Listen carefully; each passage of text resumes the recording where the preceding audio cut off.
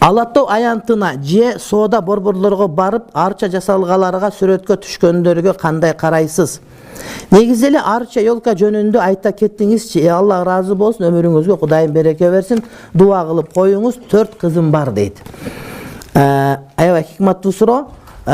Жайлоодогу арчалардын бардыгына түшсөңөр боло берет сүрөткө, кооз экендер. Анан беркинде кордук көргөн арчаларга болбойт. Анын түбүнөн кыйып келип, анын өзү ыйла басса, анан өлгөнгө gömгөн кылып, ал арча эмес, ал деген кыйылган арча. Кыйылган арчаларга болбойт деген сөз айтабыз бизчи. Өсүп турган табигый арчага барып кучактап алып түшсөңүз боло берет. Бул арчаларды кескен мамлекетибиздин бул жанагыдай экологиясына өтө олуттуу зыян тийгизишет. Бир арча өсүш үчүн бул канча жылдар өтүш керек болот, урматтуу бир тууганым? Бул мамлекетти куураткандар, мамлекеттин мындай бир жаратылышка бир маани бербегендер, жаратылыш менен таттуу мамиледе боло албагандардын маселеси. Кээде карап олтурсаң, аны коргош керек, муну коргош керек деп борбордук мечитке, мына централь мечит куруп атканда эки карагайды кыйып койсок, штраф салып өлүп алышты. Буларга ким штраф салат? Канча жылкылар кыйылып атат? Ким буларга штраф салат? Мисал үчүн. Эми боптур, сен этикат жаңы жыл белгилей бер. Ага биз каршы эмеспиз. Биз мусулмандар белгилебейбиз, сен белгилей бер. Бирок эмнеге биздин арчаны кыясың сен? Биздин мамлекетибиз, өлкөбүз, биздин балдарга калыш керек, же эмне дүмүр болуп кетиш керек бардыгы. Ага канча убакыт кеткен, канча жер кеткен арча дегенге. Ушундай эле кыйын болсоң пластмассадан кыла бер, пожалуйста. Эмнеге кыясың? Ошо сенин этикатыңа туура келсе. Биз ага барбайбыз, башка кылбайбыз. Бирок арчаны кыйган бул жакшы эмес, урматтуу бир тууганым. Анан кайра отунга ошону баарын ыргытышат, мисал үчүн. Ал жерде сүрөткө түшкөндү биз колдобойбуз, жакшы көрбөйбүз. Этикатыбызга туура келбейт. Мусулмандарга кадимкидей эле күн. Кадимкидей эле күн мусулман адамдарга. Мисал үчүн Пасха майрамын христиандар белгилеп алга кийишкен жокпуз го. Өздөрүнүн жумурткасын боеп, бири-бирине белек берип басып жүрүшөт. Ошентип жүрө берет бардыгы, биз кошулган жокпуз. Жумуртка боёганча жөнө жеп атабыз. Ошол сыяктуу эле кадимкидей эле күн. Ошол күндү биз өзгөчөлөнтпөйбүз. Мен дагы айткам, дагы бир айтам, бир алымдарга жакпайт. Ошол күнү 1 январь күнү же 31 декабрь күнү дааватка ошого туштап чыккан дагы менин оюмча туура эмес. Анткени ошол күндү сен ошо менен кооздоп атасың. Бирок туш келип калса, анда бир жөн кете берет. Бирок именно ошол күнү мисал үчүн бирөөлөр бар, саат 12 болгондо азыр элдер кыйкырат го, кыйкырганда Аллаху акбар намазга кирип намаз окуп баштайт. Эмне сен намаз менен ошону тосуп атасыңбы? Кадимкидей эле болуш керек деген сөз да бул этикатка байланыштуу маселе. Жаңы жылга карата акциялар жүрөт, товарларга, ошол товарлардан сатып алса болобу? Алар жаңы жылга деп басым түшүрөт да, дейт. Бизге айырмасы жок. Теке болсо сүт берсин, товар алып кете беребиз. Жаңы жылга карата түшүрөбү, Ноорузга түшүрөбү, же өзүнүн ден радиосун түшүрөбү, айырмасы жок. Арзан берди, алды кете беребиз. Бекер берсе анда метер жакшы. Мен кийим тигүүчү цехте бычмачы болуп иштейм. Ноябрь жана декабрь айларында жаңы жылга деп кийимдер бычылат. Мисалы ошолорду бычсам болобу, дейт. Сен быча бересиң кийимдердин баарын, анткени ошол этикатта болгон, мисалы үчүн бирөө келсе, эгерде киреси болбосо, же болбосо ошол башка динге таандык белгиси болбосо, кийимдин өзүн бычканда сага зыяны тийбейт. Бирок киресин бычып бер, же ошого окшогон бир нерсесин бычып бер деп этикатка байланыштуу болгондон да ошондон башка кийимдерди быч. Адамдар жазып атат, биздин молдокелер жок дейт, анан тияктагы арабтардын бардыгы эле майрамдап атпайбы деп. Биздин окуп аткан китебибиз хадис китеп. Эмне үчүн хадис окуйбуз, эмне үчүн Куран окуйбуз? Биздин динибиз, биздин шариятыбыз бир улутка байланган эмес. Арабтар бир нерсе ката кылса кошулуп өлүп кетпейбиз. Ошолор бир кылган иш бизге шарият болуп бербейт. Эгер ошолордун кылган эткени Куранга, шариятка, хадиске, сүннөткө туура келсе алабыз, болбосо өздөрүнө кайтарып беребиз. Анан кээ бир адамдар бар, кайсы бир мамлекетте, араб мамлекеттеринин биринде бир нерсе болуп атса, ошону туура деп көрүп алгандар бар. Эмнеге ушундай десең, далил кандай десең, Саудияда ушундай, Меккеде ушундай, Мединеде ушундай, Эмиратта ушундай, биякта ушундай, же Пакистанда ушундай деп айтышат. Эч качан андай болбойт. Тияктагылардын баары ушинтип атышпайбы? Жок, андай дагы болбойт. Бизге далил керек. Куранга, шариятка туура келсе. Эгер туура келбесе, ким болсо болсун, ан жашап аткан жери ыйык болуп калса эле, ал өзү дагы ыйык болуп калат деген сөз эмес. Ушундай эмес туугандар.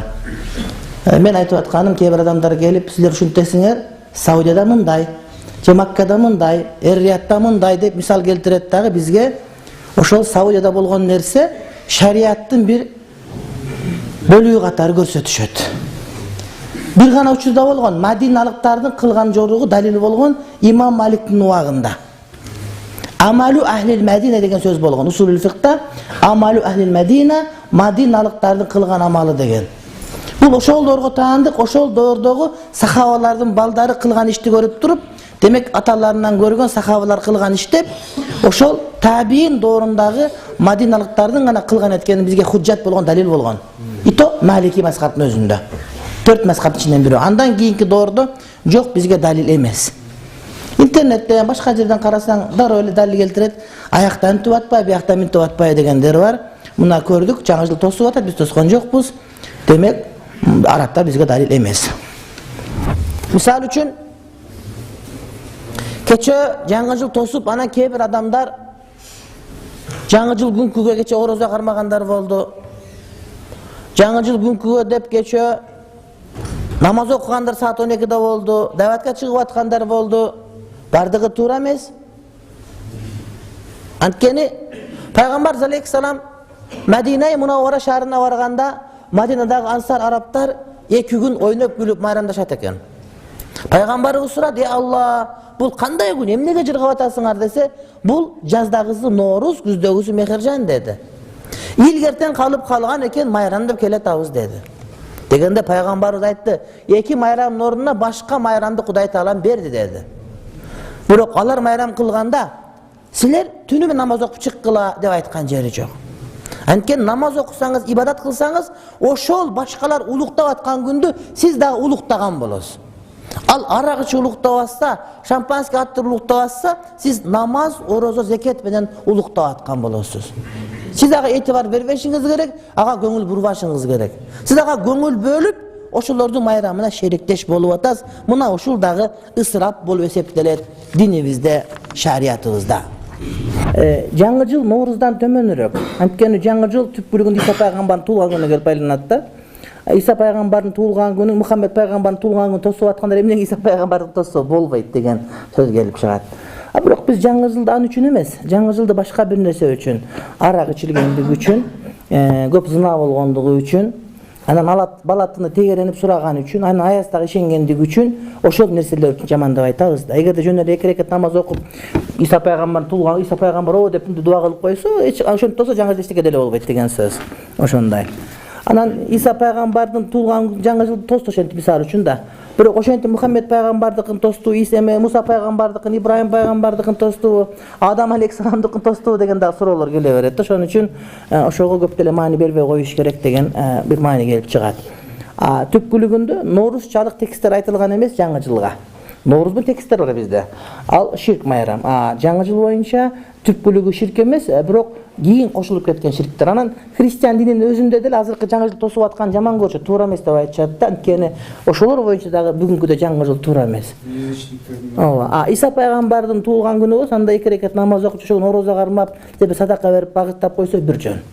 Анан ислам маданияты боюнча жаңы жыл, жаңы күн, жаңы ай, жаңы саат ар бирин баалоо керек. Бирок бизде кантип жаңы жыл тосулат? Антип тосуп болбойт. Жаңы жылды бизде эски жылды узатуу болуш керек.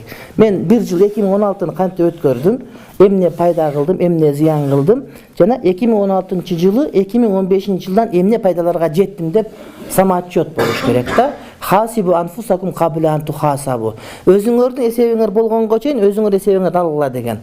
Анан кийинки жылда эмне мен жакшы жакка жетишем, канча китеп окуйм, канча намаз окуйм, ибадат эмне кылам, кимге канча жардам бере алам, жана өзүмү канчалык мен байыта алам. Былтыркыдан быйылда менде жылыштык барбы жокпу деген отчет болуш керек сөзсүз түрдө ар бир адамга. Ошол жыл сайын, анан ай сайын. Анан бирөө мени жаңы жыл менен куттуктады эле, мен айттым жаңы күнүңүз менен десем, чочуп кеттим десем, демектен биринчи январь жаңы күн да десем, жаңы күн дейт. Анан жаңы айыңыз менен деп койсом да чочуп эмнеге? Эртең январь жаңы ай дедим. Анан бир аз туруп жаңы саатыңыз менен деп койсом, анан күлүп жибердичи. Мен айттым, эмнеге жаңы жыл менен куттуктайсың дагы эмнеге жаңы ай менен куттуктабайсың? Эмнеге жаңы күн менен куттуктабайсың? Эгерде ар бир жаңы куттуктаганда мен ар саат сайын, ар мүнөт сайын, ар бир секунд сайын жаңы келсе, ар бирин куттай берсең, анда тамак ичүүгө убакыт калабы жок бизде? Ошон үчүн 10 жылда бир эле куттап койбойсуңбу? 10 жылда бир эле 10 жылдык менен деп эле деп койсом, анан мааниси болуп калат деген сөз да, урматтуу бир туугандарым. Ошол эле. Ошон үчүн өтө да көп деле жаңы жыл боюнча биз катуу деле мындай айткан жерибиз жок, бирок адамдар туура түшүнүш керек.